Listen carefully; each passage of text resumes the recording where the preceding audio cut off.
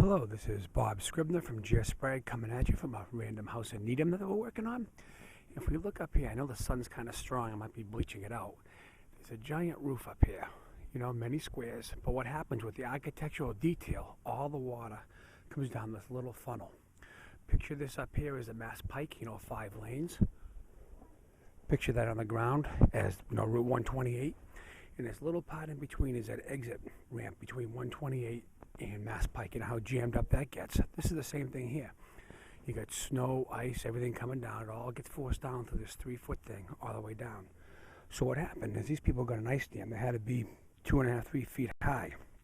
So what we're doing is we took all the shingles out, we took all the siding off the dormer everywhere. We're going to cover this whole area with copper. Now what that'll do is make it monolithic. We're never going to stop the ice dams in a house construction like this due to the design. What we'll do is we're going to run our copper all the way up these walls.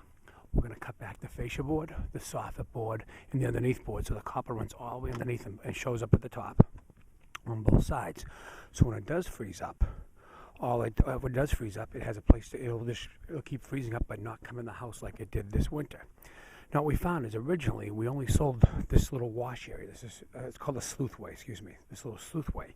When we opened it up, we found the ice dam climbed all the way up to that shingle line, which is 12 feet up. And when we pulled it, we started pulling wet decking. So what we ended up doing was going back to the homeowner after we started the project and offering to do the rest of the roof, because that meant the leak was either coming from up high or the ice dam was backing up. We weren't sure, but we wanted to give the homeowner 100%